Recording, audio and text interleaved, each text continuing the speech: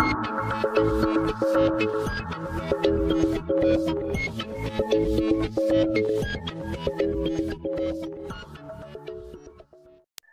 मैं हूं दिग्विजय और आप देख रहे हैं तर्कज्ञान। पूरे देश में रेप जैसी घटनाएं कोई नई बात नहीं है, लेकिन कभी-कभी कुछ ऐसी क्रूरता होती है कि हम लोगों का मन जो है उबलने लगता है।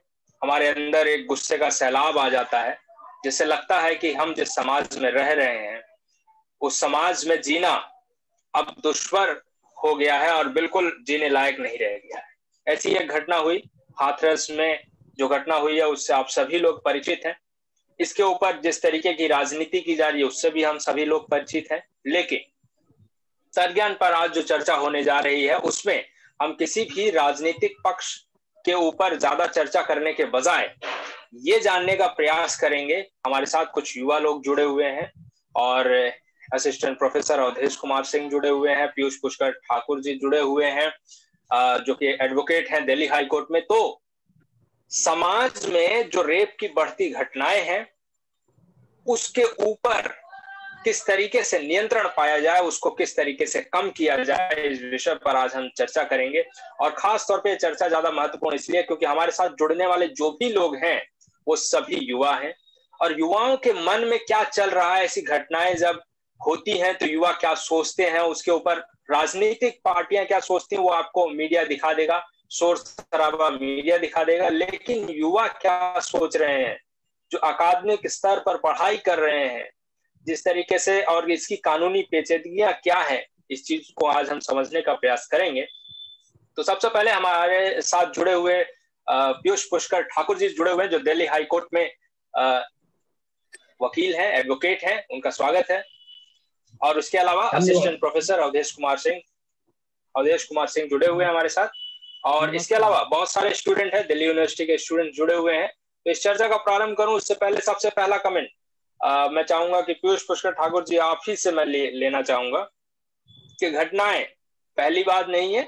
2012 में निर्भया कांड दिल्ली में ही हुआ, उसके बाद जो देश भर में जिस तरीके का विरोध प्रदर्शन हुआ, कानून बदल दिया। लेकिन सवाल यह है कि घटनाएं जो बढ़ रही हैं इस तरीके की और जिस तरीके की क्रूरता हो रही है उसका कारण आप क्या समझते हैं? कानून की लचर व्यवस्था या समाज में जो व्यवस्थाएं टूट रही हैं उसका, वो सबसे बड़ा कारण क्या कारण आप समझते हैं? देखिए, काफी संवेदनशील विषय है और मुझे लग रहा है कि हम सभी को इस विषय पर निश्चित रूप से गंभीरता से इस पे विचार करने की आवश्यकता है। दूसरी बात, वर्तमान में हम उस जगह पर, उस स्थिति पर अब हम पहुंच गए हैं जबकि मुझे लग रहा है कि एक व्यापक, पूरे समाज में एक व्यापक बहस की जरूरत है जो कि राजनीति या बाकी अन्य चीजों के लपेट से ऊपर उठकर वो बातचीत हो। देखिए, आपने कहा कि भाई रेप की घटना है। देखिए, मैं आपको ये कहता हूं कि ऐसा नहीं है कि ये कोई आज की घटनाएं हैं या पहले नहीं होती थी या आज होने लगी या पहले होती थी अब कम हो रही है। लेकिन जो सबसे महत्वपूर्ण बात वो है, यह है इसकी जघन्यता। निश्चित रूप से इसकी जघन्यता में हम काफी तेजी से इसमें विस्तार हम देख रहे हैं, इसकी ग्रेविटी तेजी से बढ़ती जा रही है। आप देखिए, हमें याद है कि कांग्रेस का एक नेता हुआ करता था जो कि तंदूर कांड में फंसा हुआ था। तंदूर कांड दिल्ली में सबसे विभत्स कांड में से एक था जिसमें लड़की को जिंदा मतलब मारने के बाद उसको तंदूर में फेंक दिया गया था और बाद में फिर उसमें पनिशमेंट भी हुआ। लेकिन सबसे एक बड़ा जो सवाल है, रेप पहले भी होता था लेकिन जो जिस तरह से जलाने की, जिस तरह से छिन्न भिन्न शरीर को कर देने की ये जो विकृतियां आ रही है, ये निश्चित रूप से बहुत ही जघन्य और शोचनीय है। रेप सबसे पहले खुद में ही एक बहुत विभत्स क्राइम है, क्योंकि आप किसी दूसरे के, मतलब मुझे याद है कि जिस निर्भया केस का पे बहस पार्लियामेंट में हो रहा था तो सुषमा स्वराज ने एक शब्द यूज किया था कि रेप एक ऐसा क्राइम है जो जिंदा को एक जिंदा लाश में तब्दील कर देता है। मतलब एक ऐसी स्थिति जो कि व्यक्ति, भले ही वो महिला जीवित रह जाए लेकिन वो एक तरह से लाश की तरफ, क्योंकि हमने सामाजिक भ्रांतियां ऐसी बना ली है जो अगर लड़की का रेप अगर हो रहा है तो भी समाज में उसे क्यों दब के रहना है, उसकी मोरालिटी क्यों डाउन होनी है। भाई, जो एक्यूज्ड है वो खुद को बहुत गर्व से सामने लेके चलता रहे और कोई महिला जो है वो इसलिए बेचारी शर्म से डूबी रहेगी और परिवार शर्म से डूबा हुआ रहेगा क्योंकि इसकी बच्ची के साथ या उसके घर के किसी महिलाओं के साथ रेप हुआ है। तो मुझे लगता है कि समाज की ये मानसिकता भी बदलने की जरूरत है। अब मैं आपको आता हूं कि लीगल जो इसका इश्यू है, देखिए क्या है कि सबसे बड़ा एक यक्ष प्रश्न जो आज समाज के सामने खड़ा हुआ है, निर्भया केस के बाद हमने क्या किया कि रेप में अमेंडमेंट ला दिया। वर्तमान परिस्थिति इतनी विवश है, चूंकि मैं तो केस आर्ग्यू करता हूं रेप का।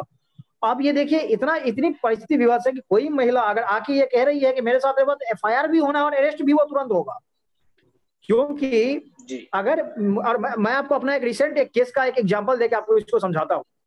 जस्ट 10 दिन पहले की बात है, वो नया एक क्लाइंट आया हुआ है, उस पर 376 का जो मतलब जिसमें रेप जो है वो आईपीसी में सेक्शन 376 में उसका पनिशमेंट होता है, 375 में इसको डिफाइन किया गया है। उसके यहाँ एक महिला रेंट पे रहती थी, उसको बाद में रेंट पे नहीं करना था, उसने क्या किया कि झूठा रेप केस लॉन्च करवा दिया उस पर। अब वो व्यक्ति अपने घर से भागा हुआ फिर रहा है और एंटीसिपेटरी बेल के लिए अप्लाई कर रहा है।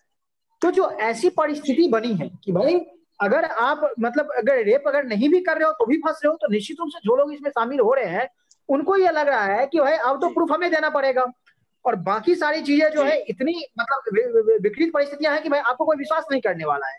आप रेप की आप छोड़ दो, मैं तो बोलता हूँ 354 की बात है जो छेड़खानी का केस है, उसमें आपको ध्यान होगा कि रेड लाइट पे एक बार दिल्ली में ही एक रेड लाइट पे एक लड़का एक लड़की में कहासुनी हो गया, 354 का केस लगा, वो लड़का 3 साल तक बेचारा जेल और कोर्ट दौड़ता रह गया, वो लड़की एक भी डेट पे क्लियर नहीं हुई, और बाद में फिर वो लड़का बड़ी हो गया। तो जब ऐसी परिस्थिति आती हो तो मुझे लग रहा है कि एक समाज के तौर पे भी, कानून निर्माताओं के तौर पे भी, इन सभी को एक समाज में एक बृहत विचार इस विषय पे एक विचार करने की आवश्यकता है कि इसका वास्तव में क्या निदान निकाला जाए, क्योंकि समाज में भी जिस स्तर से नैतिकता का पतन हो रहा है वो भी एक गंभीर चिंता का विषय है। वर्तमान चाहे वो एजुकेशन का सिस्टम हो, जो सामाजिक व्यवस्थाएं है वो चरमरा रही है, इन सब के कारण जो ज्वाइंट फैमिली है वो न्यूक्लियर फैमिली में तब्दील होती जा रही है।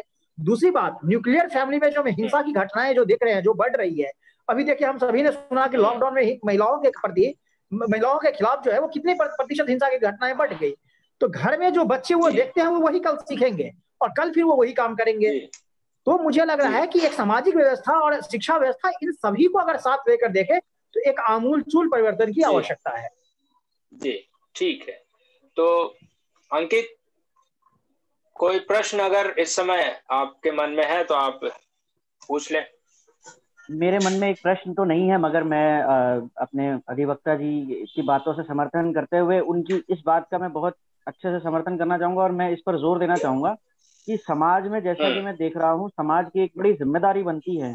ये नियम हम लोग कानून बना देते हैं, न्याय करने का अधिकार जो है वो न्यायालय के पास है डेफिनेटली, और नियम बनाने का अधिकार जो है वो अपने पार्लियामेंट के पास है, वो डेफिनेटली वो बिल्कुल ठीक चीज है। लेकिन समाज के प्रति भी तो कुछ जिम्मेदारियां हैं। समाज भी तो इस चीज को तय करे कि भाई मेरे बच्चे जो हैं उनका व्यवहार दूसरे के प्रति किस प्रकार से होना चाहिए।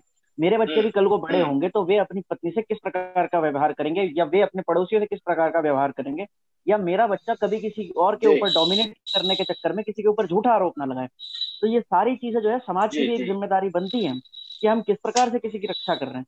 समाज का रोल इसमें बहुत अच्छा इन्होंने बताया, और मैं मेरा इस बात को लेकर समर्थन है। जी, तो अवधेश जी, मेरा सीधा सा प्रश्न आपसे ये है कि जब ऐसी घटनाएं घटती हैं तो युवाओं की क्या प्रतिक्रिया होती है, क्योंकि आप अध्यापक हैं, आप कॉलेज में पढ़ाते हैं, तो युवा किस तरीके की प्रतिक्रियाएं इसमें देते हैं? और एक सवाल का और जवाब दे दीजिए कि समाज में ऐसी प्रवृत्तियां क्यों बढ़ रही हैं, इसका क्या निदान हो सकता है, इसके ऊपर भी आप अपनी बात करें।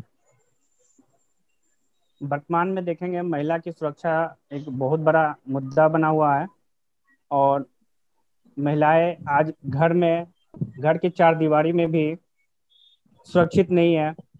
बलात्कार, बच्चियों के साथ यौन उत्पीड़न, अवैध व्यापार, यौन उत्पीड़न जैसी बहुत सारी घटनाएं आज बढ़ते जा रहे हैं।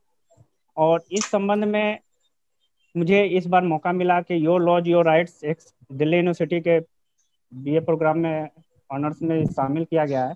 इसमें इस टॉपिक को ऐड किया गया है और मैंने पढ़ाया और बच्चों को इसके बारे में बताया, तो बच्चों ने बहुत सारे रिएक्शन दिए इसमें। और कई तो बच्चे ये भी नहीं पता था कि यौन उत्पीड़न होता क्या है, लेकिन जब बताया तब उनको पता चला कि नया नया यौन उत्पीड़न के बारे में बहुत सारी जानकारियां मिली उनको, कि इसको भी यौन कब कंसेंट और विल की कब जरूरत होती है, या कौन बिना विल के कैसे बलात्कार हो सकता है, ये सारी जानकारियां मैंने बताया, उनको बहुत सारे रिएक्शन हुए, फिर मैंने इस पर डिबेट भी किया। तो इन सब के कारण मैंने देखा कि एक तो सबसे ज्यादा लगा कि जो पितृसत्तात्मक सत्ता, इन्हें पावर, पुरुषों का जो पावर की बात करते हैं कि हम श्रेष्ठ हैं, अपने का दिखावा करने के लिए भी कई बार रेप का कारण बनता है। इसके अलावा देखेंगे कि लोगों की मानसिकता को परिवर्तन करने की आवश्यकता है। लोगों को मानसिकता बनी हुई है कि महिलाएं को हम दबा देंगे, ये हमारे और हम मतलब महिलाओं को नीचा दिखाने के लिए भी रेप किए जा रहे हैं। और इसके अलावा बहुत सारे चेंजिंग भी की जरूरत पड़ेगी इसमें, जिसमें शिक्षा में ऐड किया जा रहा है। धीरे धीरे बहुत सारे शिक्षा में बदलाव किया जाए, लोगों को शिक्षा के अलावा इसे जागरूक किया जाए, तो इसमें सुधार किया जा सकता है। नहीं, मैं आपसे ये भी जानना चाह रहा था। जी जी जी जी, एक सेकंड, मैं ये बता रहा हूँ कि इसे इसमें हम देखेंगे प्रशासन की भी बहुत बड़ी भूमिका है। जो अभी ठीक से जो क्रिमिनल अमेंडमेंट एक्ट जो लॉ जो आई हुई थी 2013 में, उसको भी ठीक से इम्प्लीमेंट नहीं किया जा रहा है। जस्टिस वर्मा कमेटी जो आई, उसने रिकमेंड किया कि उसमें सबसे ज्यादा प्रशासन को ही दोषी ठहराया कि या तो यहाँ पर व्यक्तियों में कानून का भय नहीं है, या तो कानून दर्ज नहीं किए, कानून में उनके एफआईआर दर्ज नहीं हो रहे हैं, या वहां तक महिलाएं एफआईआर दर्ज करने को अप्रोच नहीं पहुंच पा रही है। इसके वजह से भी इनके साथ और हिंसाएं बढ़ सकती है, और लोग अभी थोड़ा शक्तिशाली शो कर रहे हैं अपने आप को। जी, आप बताइए। जी, तो ठीक है। तो पीयूष जी, आपसे मेरा एक इसी से जुड़ा हुआ एक छोटा सा सवाल है कि जैसे उन्होंने कहा कि एफआईआर दर्ज नहीं की जाती, तो एफआईआर के मामले में बात करते हैं हम। जैसे हाथरस में भी हमने देखा कि 8 दिन हो गए तब उसके बाद एफआईआर दर्ज की गई। तो मैं ये जानना चाहता हूं, और जितने भी लोग जुड़े हैं वो भी ये जानना चाहेंगे कि जैसे ही ऐसा कोई मामला सामने आता है तो पुलिस जो है ऐसे मामलों में एफआईआर दर्ज करने में लापरवाही क्यों बरतती है, या एफआईआर दर्ज होने के बाद भी कोई जो प्रशासन की कार्रवाई है, पुलिस की कार्रवाई है, वो उतनी तेजी से क्यों नहीं की जाती है? क्या इसके पीछे कोई कानूनी कारण है कि आप एफआईआर दर्ज कर लेंगे ऐसे मामले में तो आपको कुछ और करना पड़ेगा, या फिर क्या कारण है कि एफआईआर दर्ज करने में इतनी देर होती है? देखिए, इसके दो पक्ष हैं और इसके मैं दो पहलुओं पर इस पे चर्चा करना चाहता हूँ। सबसे पहला है कि एफआईआर रजिस्टर नहीं करने वाला जो इशू है, देखिए क्या है कि सुप्रीम कोर्ट का एक निर्णय है ललिता कुमारी वर्सेस स्टेट ऑफ यूपी का, जो क्लियरली ये कहता है कि अगर कोई भी ऑफेंस, अगर किसी भी कंप्लेन में अगर ऑफेंस जो हो वो कॉग्निजेबल अगर ऑफेंस अगर डिक्लेयर अगर हो रहा है, कोई भी अगर कॉग्निजेबल ऑफेंस का मतलब है जिसमें पुलिस बिना वारंट के अरेस्ट कर सकती है, तो मतलब बेसिकली आप ये समझ लीजिए, अगर सामान्य शब्दों में कहे तो जो गंभीर अपराध है, तो अगर ऐसा कोई भी अगर ऑफेंस अगर डिक्लेयर अगर हो अगर उस क्रिमिनल अगर कंप्लेंट में, तो निश्चित रूप से पुलिस को मैंडेटरी एफआईआर करना पड़ता है। बस 5 मतलब जो अलग से केसेस, 5 टाइप के केसेस ऐसे रखे गए हैं जिसको इस परिधि से बाहर रखे गए हैं, जिसके लिए पुलिस इंक्वायरी कर सकती है। वो क्या क्या है, और उसी में आपको ये प्रश्न का उत्तर मिल जाएगा कि एक्चुअल पोजीशन क्या है। पहला उसमें है 498, जो कि घरेलू जो प्रताड़ना का केस जो होता है, जो 498A जिसमें लगता है। कोर्ट ने कहा कि भाई उन केस में क्या होता है कि उन केस में पहले पुलिस मैटर को इंक्वायरी करे, उसमें फिर एफआईआर रजिस्टर करे। क्यों? क्योंकि अगर कॉग्निजेबल ऑफेंस है, अगर एफआईआर रजिस्टर हो जाएगा, पुलिस अरेस्ट करेगी। महिलाओं की क्या एक टेंडेंसी हो गई है कि जो भी इन लॉज है, जितने भी इन लॉज होते हैं, सभी के अगेंस्ट फॉल केस, पता है हस्बैंड ने भी अगर मारा पीटा, खुद ही घर छोड़ के गई, तो भी जितने इन लॉज है सभी को उसमें लपेट लेते हैं। तो कोर्ट ने ये कहा कि भाई इस मैटर में आप पहले इंक्वायरी करेंगे। उसके अलावा बहुत लोगों की ये टेंडेंसी होती है कि सिविल मैटर को क्रिमिनल बनाने की, खास करके जो फाइनेंशियल मैटर्स है, जो मनी मैटर्स है। कोर्ट ने कहा कि भाई इसमें भी जो है आप पहले मैटर की इंक्वायरी कीजिए इसमें कि क्या वास्तव में कोई क्रिमिनल एक्ट बन भी रहा है या नहीं बन रहा है। किसी का कॉन्ट्रैक्ट वायलेट हो गया तो भी कोई क्रिमिनल केस बनाने के लिए आ जा रहा है आगे कि भाई फॉर्जरी हो गई, फ्रॉड हो गया। तो कोर्ट ने कहा कि भाई इसमें आप इंक्वायरी कर लीजिए। तीसरा जो इसमें कैटेगरी है वो है कि डॉक्टर का, जो मेडिकल नेग्लिजेंस के जो केसेस होते हैं, भाई डॉक्टर से कोई भी कभी भी अपने तरफ से बेस्ट देने के बावजूद भी कोई मर सकता है। तो कोर्ट ने कहा कि भाई इस तरह के जो केसेस हैं उसमें आप इंक्वायरी कीजिए। अब मैं एक दूसरे विषय पे आता हूँ कि देखिए, अब दूसरा क्या है कि भारतीय समाज में एक अजीब समस्या पैदा हो गई है जो कि गंभीर चिंतन की जिसकी आवश्यकता है, और वो है कि इस देश में अब हम पब्लिक कंसर्न के कॉन्सेंस को सेटिस्फाई करने के लिए हम कदम उठाने लग रहे हैं। मीडिया ट्रायल सबसे गंभीर चिंता का विषय है। मीडिया ट्रायल जो हर केस में होने लग रहा है, और उसके बाद आप ये हर समय मान के चलिए कि अगर किसी केस में अगर मीडिया ट्रायल स्टार्ट होगा तो जस्टिस डिलीवरी सिस्टम कोलैप्स कर जाएगा, क्योंकि जज भी इसी समाज के लोग होते हैं, वो भी डेली न्यूज चैनल देखते हैं। आप मीडिया में बिना किसी दूसरे पक्ष को सुने हुए आप जजमेंट तक दे देते हो, कोई एविडेंस नहीं होता है तब भी पहले ही सजा सुना देते हो। मेडिकल रिपोर्ट कह रहा है रेप नहीं हुआ है, लेकिन केस का नाम क्या है? Hathras rape case.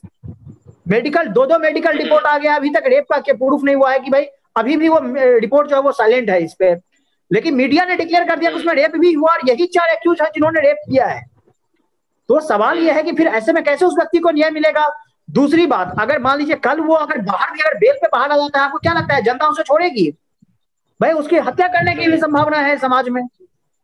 तो इस तरह की जब परिस्थिति जब पैदा हो और ये आप समझ जाइए कि एक तरह से हम लॉलेसनेस की ओर सोसाइटी को लेके जा रहे हैं, जहां पर जिसके पास बोलने की क्षमता है, मीडिया में पहुंचने की क्षमता है, बस वही सिर्फ उसमें कुछ कर पाएगा, बाकी सब ऐसे ही रह जाएंगे। दूसरी बात, अभी कुछ दिन पहले हमने इंडिया टुडे के एक जर्नलिस्ट का हमने वो रिपोर्ट बाहर निकलते हुए देखा है, उसका पूरा ऑडियो क्लिप जो है वो बाहर आ गया है। उसमें वो प्लीड कर रही है, गिड़गिड़ा रही है, जो लड़की का जो भाई है, मतलब जो डिसीज थी, जिसका डेथ हो गया, उसके भाई से वो गिड़गिड़ा रही है कि अपने फादर से एक स्टेटमेंट दिलवा दो कि सरकार के इससे मैं संतुष्ट नहीं हूं। अकेला एक केस है जिसमें सरकार बोल रही है सीबीआई इंक्वायरी होगा, वो बोल रहे हैं नहीं जी सीबीआई इंक्वायरी नहीं चाहिए। अकेला एक केस है जिसमें वो सरकार बोल रही है नार्को टेस्ट होना चाहिए, वो बोल रहे हैं जी नार्को टेस्ट ना हो। भैया अगर सत्य बोल रहे हो, समाज में अगर आपको न्याय और निष्पक्ष न्याय चाहिए, आपको नार्को टेस्ट में क्या प्रॉब्लम है? भाई जाइए और नार्को टेस्ट दीजिए आप, सीबीआई की इंक्वायरी में फिर आपको क्या दिक्कत हो रही है? एक तीसरा जो एक विशेष समस्या है, जो सबसे गंभीर जो समस्या जो इस तरह की केसेस को लेकर आ रही है, वो है हर इश्यू को पॉलिटिसाइज करने का। कोई भी इशू अगर बहुत ज्यादा ही अगर पॉलिटिसाइज अगर हो जा रहा है, तो आप सीधे ये समझिए कि उसकी मामले की गंभीरता फिर पार्टी अपने अपने हिसाब से चेक करेगी। तभी आपने देखा कि छत्तीसगढ़ के एक मिनिस्टर का, उसका लेबर मिनिस्टर है वो, उसका कल स्टेटमेंट आया कि अरे आप लोग, हम छत्तीसगढ़ में भी एक रेप का केस हुआ है, मीडिया उस बच्ची के रेप के केस के बारे में पूछ रही थी। उस व्यक्ति का मतलब एकदम शर्मनाक बयान था जब उसने कहा कि जो अरे आप छोटी मोटी ये केस का इसका चिंता मत कीजिए, हाथरस बड़ा केस है वहां देखिए। मतलब कांग्रेस का नेता बोल रहा है, फिर उसके लिए किसी मीडिया को कोई परवाह नहीं है कि भाई इस तरह से निर्लज टाइप बयान दे रहा है, क्योंकि वहां छोटी बच्ची का रेप हुआ तो बड़ा मैटर नहीं है, लेकिन मीडिया ने जिसको पिकअप कर लिया है, जिसपे ऑलरेडी टीआरपी मिल रहा है, तो भाई उसको आप पकड़ो।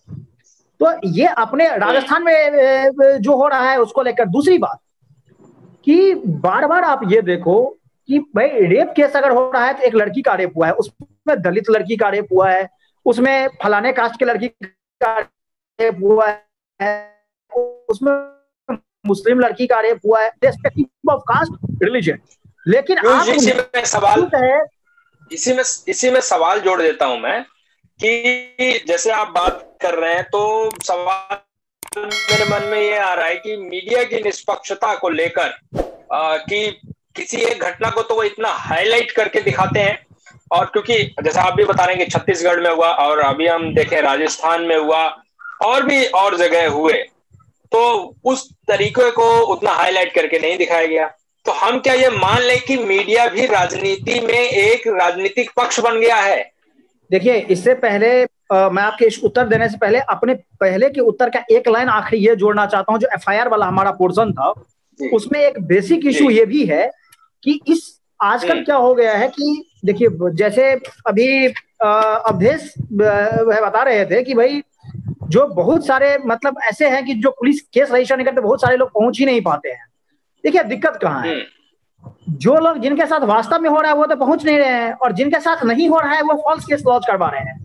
तो ये जो समाज में एक सस्पिशन पैदा करता है कि भाई आप जो आ रहे हैं वो वास्तव में ठीक है या नहीं है। ये भी लेट एफआईआर का, मैं वैसे मानता हूं कि कोई भी एफआईआर लेट रजिस्टर्ड नहीं होनी चाहिए किसी भी केस में। पुलिस अगर कॉग्निजेबल ऑफेंस है तो सुप्रीम कोर्ट का वो ललिता कुमारी का जजमेंट फॉलो होना चाहिए कि भाई अगर कॉग्निजेबल ऑफेंस है और उस 5 कैटेगरी में नहीं आते हैं तो आपको एफआईआर करना ही पड़ेगा। लेकिन ये भी एक जो चीज है भाई, ये फॉल्स केसेस इतने ज्यादा आ गए हैं। कुछ दिन पहले का रिपोर्ट है कि जिसमें ये कहा गया है कि जितने रेप केसेस आ रहे हैं खास करके अर्बन एरियाज में, उसमें 70-80% फॉल्स रेप केसेस हैं, जो कि भाई पहले कंसेंसुअल रिलेशनशिप रहा, लिव इन में वो रह रहे हैं, बाद में रेप केस लॉन्च कर दिया, जिस शादी का झांसा देके कर दिया है। इसको लेकर कम से कम 20 हाई कोर्ट के ऐसे जजमेंट अब आए हैं जिसमें ये है कि भाई जो अगर मान लीजिए अगर वो अगर कंसेंसुअल अगर रिलेशनशिप है, लिव इन में अगर हो रहा है, तो उसको अब हम रेप के कैटेगरी में नहीं रखेंगे। शादी का झांसा क्या होता है भाई, आदमी मैच्योर हो, आप उस टाइम पता करो। और दूसरी बात कि भाई क्या लड़का कोई ऐसा ही नहीं करवा सकता, क्योंकि रेप जो है उसका डेफिनेशन जेंडर न्यूट्रल नहीं है। तो ये दूसरा जहां तक मीडिया का सवाल है, देखिए निश्चित रूप से मीडिया का जिस स्तर पर दुरुपयोग हो रहा है वो गंभीर चिंता का विषय है समाज के लिए। ये सिर्फ आज से नहीं, चाहे वो पहले भी जो जब कांग्रेस की रिजीम थी, आप ये देखिए मैं आपको ध्यान दिलाता हूँ, 2012 की बात है, एनडीटीवी का 25 साल होने को था। एनडीटीवी का वो 25 साल का प्रोग्राम जो राष्ट्रपति भवन में हुआ था, किस मतलब लॉजिक से एक प्राइवेट न्यूज चैनल का प्रोग्राम जो है वो 25 ईयर का सेलिब्रेशन जो राष्ट्रपति भवन में हो सकता है, इसलिए कि वो कांग्रेस पार्टी की पपेट थी और यही कारण था कि भाई उसको परमिशन मिला हुआ था। दूसरी बात, मुझे ध्यान है कि राजेंद्र सरदेसाई का वो बयान आपने पढ़ा होगा जिसमें वो वीडियो में कहते हुए सुने जा सकते हैं कि भाई हम लोग कबाब और चाय का वेट कर रहे थे और पार्लियामेंट पे अटैक हो गया और फिर तभी मेरे गार्ड ने कहा कि यहाँ से भागिए। मैंने कहा भागिए कहाँ, गेट बंद कीजिए। और गेट बंद कीजिए कि भाई सोल कवरेज सिर्फ हम ही कर सके और टीआरपी पूरी हम ही बटोर सके। तो इस तरह के बयान देने के बाद भी ये जर्नलिस्ट जो है ये बचे हुए कैसे रह जाते हैं। समाज को ये भी सोचना चाहिए कि भाई वो बोलते हैं कि हम तो ऐसे गिद्ध हैं जो रक्त के प्यासे हैं। आप ये समझिए कि भारतीय समाज और संस्कृति क्या ऐसे शब्दों और ऐसे व्यक्तियों को क्या कभी भी अपने समाज में प्रश्रय दे सकती है या साथ दे सकती है। तो हमें इसको भी लेकर विचार करना पड़ेगा। तो मीडिया का रोल निश्चित रूप से गंभीर चिंता का विषय मुझे लग रहा है कि मीडिया को चाहे तो वो खुद कंट्रोल करे या नहीं तो इसके लिए एक बेहतर कानून लाना ही पड़ेगा। ये मीडिया मैं पीयूष सर का समर्थन करता हूँ कि मीडिया जो पहले ही डिसीजन दे देती है कोर्ट में, ये डिसीजन देना कोर्ट का काम है और उसका जांच करना सब प्रशासन का काम है और कोर्ट का काम है इसको डिसीजन देना। मीडिया जो डिसीजन दे रही है, पहले ही अभी घटना का जांच नहीं हुआ, रिपोर्ट नहीं आया, कुछ भी नहीं हुआ और मीडिया डिसीजन दे रही है, ये मतलब मीडिया दुरुपयोग कर रही है अपना टीआरपी लगे। इसका मैं बहुत अच्छा से समर्थन करता हूँ उनका। और ये जो नेशनल क्राइम रिपोर्ट भी देख लीजिए और भी देखेंगे तो 50% से ज्यादा जो केसेज हुए हैं झूठे हैं, जो फंसाने के लिए किए जाते हैं, बदला लेने के लिए किए जा रहे हैं, माँ बाप या रिश्तेदारों के दबाव में तंग करने के लिए या ठग करने के लिए भी किए जा रहे हैं। इस वजह से भी देखेंगे कि यौन के जो क्राइम रिपोर्ट है ज्यादा ही बढ़ते हुए दिखाई दिया जाता है। इसको भी रोकने की जरूरत है। जी, तमाम एक सिक्के के दो पहलू होते हैं, लेकिन सबसे गंभीर पहलू यहाँ पर यही है कि जो इस तरीके की जघन्य घटनाएं हो रही हैं उन देखिए मेरा मानना सिंपल सा है कि कानून को और तेज किया जाना चाहिए, फास्ट ट्रैक कोर्ट लाने चाहिए और एक निर्धारित समय में सुनवाई होनी चाहिए। चाहे अगर मान लीजिए किसी ने फॉल्स केस ही रजिस्टर करवाया है तो वो भी 30 दिन में पता चलना चाहिए। मेरा मानना ये है, क्योंकि हम कुछ लोग अब इस आर्गुमेंट का कुछ लोग उसका सहारा लेकर ये कह सकते हैं कि भाई गंभीर केस में भी ऐसा लगता है कि ये झूठा ही केस होगा। तो मेरा मानना यह है कि चाहे वो झूठा केस है चाहे वो सच्चा केस है, आप रजिस्टर कीजिए और आप उसकी 30 दिन के अंदर जांच करके तुरंत दूध का दूध और पानी का पानी कर दीजिए। तो ये एक बेहतर विकल्प है। अब मैं चाहूंगा जितने भी लोग मेरे साथ जुड़े हुए हैं एक एक करके अपना प्रश्न पूछ लें। जी बोलिए। सबसे पहले सभी को गुड इवनिंग। और मेरा प्रश्न यही है कि अभी जो हमारे एडवोकेट सर हैं उन्होंने भी बताया है कि मीडिया की निष्पक्षता नहीं रही है। मीडिया खुद एक न्यायपालिका बन चुकी है, जैसे कि वो खुद ही फैसला दे देती है। और ये बहुत ही ये समाज के अंदर एक जो कि मीडिया जो है अपनी जो सच्ची पत्रकारिता के अहम पहलू हैं उन्हें भी वो भूल चुकी है, क्योंकि वो खुद न्यायपालिका बन जाती है, जिससे कि समाज के ऊपर बहुत ही गंभीर असर पड़ता है। और मेरा प्रश्न यही है कि अभी करंट का है कि आजकल सर ने भी बताया कि कई वुमेन्स जो होती हैं जो कि वुमेन एम्पावरमेंट का मिसयूज करती हैं, जैसे कि हम देखने को सर ने अभी बताया था। तो अभी एक केस है, अभी मैं कल ही देखा है मैंने न्यूज पे, एक जो दिल्ली रोहिणी का केस है जिसमें अमन बैसला नाम के एक बिजनेसमैन थे। तो उन्हीं पे एक नेहा जिंदल नाम की लड़की ने उनसे फिरौती मांगी, मतलब कि उन्हें इतना टॉर्चर किया गया। फिर उनको लास्ट में कहा गया कि अगर आप हमको फिरौती नहीं देते हैं तो हम आपके ऊपर झूठा केस कर देंगे, मतलब कि रेप केस हम आपके ऊपर लगा देंगे। ठीक है, तो मेरा और एक ये बात होती है, अगर महिला अगर केस करती भी है तो इसमें महिला को प्रूफ करने की जरूरत नहीं है, प्रूफ करना पड़ता है पुरुष को, जो कि बहुत ही एक तरह से संवेदनशील हो जाता है कि पुरुष कैसे प्रूफ करे। तो मेरा प्रश्न यही है सर से, एडवोकेट सर है जो, कि जो महिलाएं जो मिसयूज कर रही है वुमेन एम्पावरमेंट का, तो जैसे कि रेप केस हम पे अगर कोई आगे होता है तो क्रिमिनल लॉ अमेंडमेंट 2013। ठीक।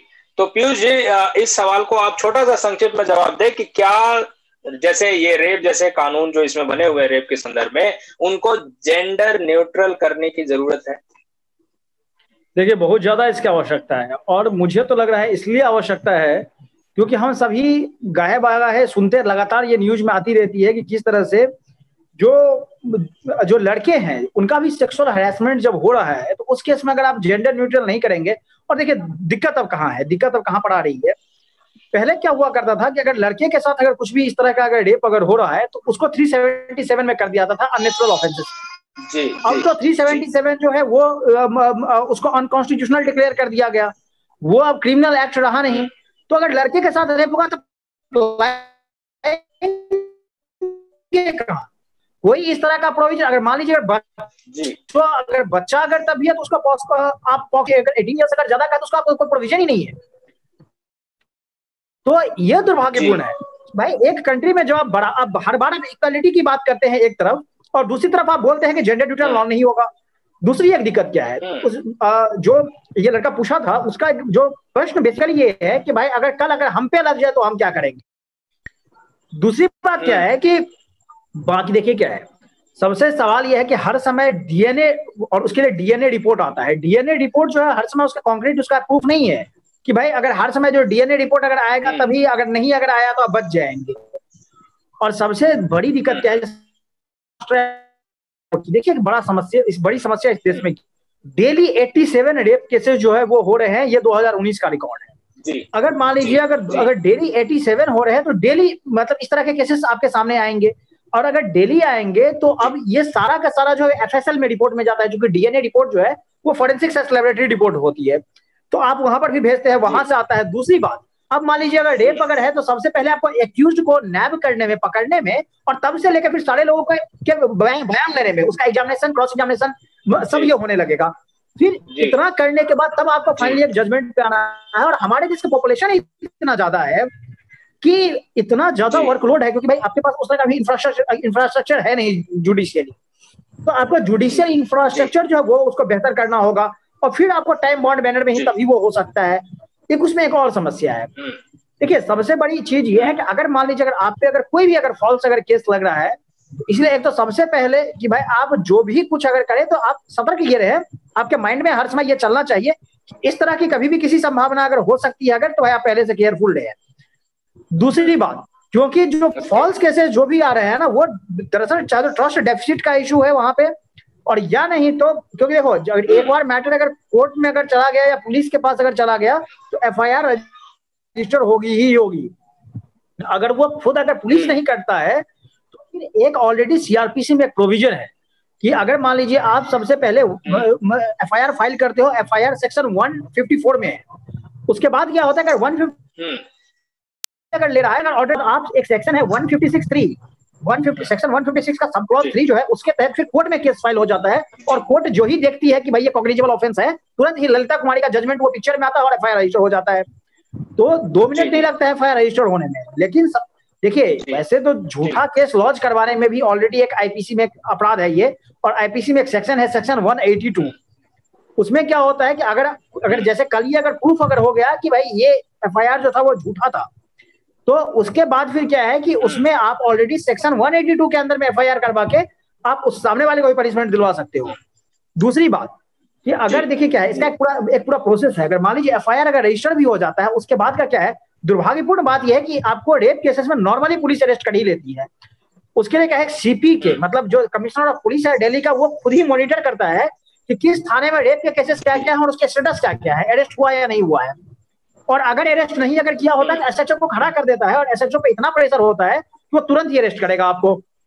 तो अब ये क्या है कि अरेस्ट होने के बाद अगर मान लो अगर आपको अगर फिर पुलिस का पूरा एक इन्वेस्टिगेशन का पूरा प्रोसेस है, उसमें वो फिर मैटर में जाती है, वो सारे विक्टिम से भी पूछेगी, सबसे पूछेगी। विक्टिम का सबसे पहले 164 का स्टेटमेंट रिकॉर्ड करवाया जाता है मैजिस्ट्रेट के सामने। तो वो सारा चीज देखने के बाद फिर पुलिस को अगर लगता है कि मैटर सही है तो उसमें चार्जशीट फाइल होता है। अगर लगेगा कि ये मैटर सही नहीं है तो उसमें पुलिस फाइनल रिपोर्ट दे देती है, जिसको हम क्लोजर रिपोर्ट भी बोलते हैं। तो इसका मतलब यह है कि मैटर उसके आगे नहीं जाएगा। वैसे तभी उसमें विक्टिम के पास ये राइट होता है कि अच्छा, इसमें एक और दिक्कत की बात देखिए, अगर नॉर्मल केस में क्या होता है, अगर आप बेल के लिए अप्लाई करोगे तो विक्टिम नहीं आते हैं, उसमें अपीयर नहीं होता है। लेकिन इसके लिए अब मैंडेटरी कर दिया गया है कि अगर महिला से रिलेटेड अपराध अगर है और उसमें अगर एक्यूज्ड अगर बेल फाइल कर रहा है तो उसमें विक्टिम की तरफ से भी लॉयर आता है। और वहां भी मतलब एकदम कुछ ऐसा चलता रहेगा। अभी मैं आपको एक रिसेंट एग्जांपल बताता हूँ। उस केस को मैं आर्ग्यू कर रहा था, 354 का मैटर है, जो जिसको मोलेस्टेशन का केस बोलते हैं। एफआईआर में कहीं भी मोलेस्टेशन का जिक्र नहीं है, लेकिन तब भी हम एंटीसिपेटरी बेल आर्ग्यू कर रहे थे और वहां पर सामने वाले पक्ष की तरफ से यह आ रहा था कि एफआईआर में नहीं है, इन्होंने 164 में बोला है। 164 का स्टेटमेंट 15 दिन के बाद रिकॉर्ड किया गया। 164 का स्टेटमेंट का मतलब ये होता है कि पुलिस जो स्टेटमेंट रिकॉर्ड करती है वो सेक्शन 161 में करती है सीआरपीसी में। और अगर मान लीजिए 161 का उसका जो एविडेंसरी वैल्यू है वो 0 है, क्योंकि जो एविडेंस एक्ट है उसका सेक्शन 25 बोलता है कि पुलिस के सामने दिए गए कोई भी बयान जो है उसको आप कोर्ट में एविडेंस के तौर पे तब तक नहीं ला सकते जब वो व्यक्ति मैजिस्ट्रेट के सामने आके वही बयान ना दे दे। तो पुलिस के सामने दिया गया कोई भी बयान, इसलिए अगर पुलिस कभी भी अगर किसी को पकड़ती है तो उसमें डरने की कोई जरूरत नहीं है, क्योंकि पुलिस का उस बयान का एविडेंसरी वैल्यू नहीं है। अब क्या है कि वो मैजिस्ट्रेट के सामने अगर 164 का अगर स्टेटमेंट जो लड़की दे रही है तो उसमें बहुत चेंज आ जा रहा है। तो इसको भी चेक करने की आवश्यकता है कि भाई अचानक ये कहां से दिवा स्वप्न आ गया, कितने चेंजेस आ गए हैं और ये अचानक कैसे इसमें परिवर्तन आ गया है। तो मुझे लग रहा है कि झूठा बयान देने से लेके और झूठे एफआईआर तक जब तक हम स्ट्रिक्ट पनिशमेंट नहीं देंगे तब तक ये नहीं रुकने वाला है। इस चर्चा को हम जारी रखेंगे। अगले भाग में जो जितने लोग जुड़े हुए हैं उन सभी से सवाल लिए जाएंगे और इस चर्चा में अवधेश कुमार सिंह से एक मेरा बहुत महत्वपूर्ण सवाल होगा। उस चर्चा को अगले भाग में आप लोग जरूर देखेंगे।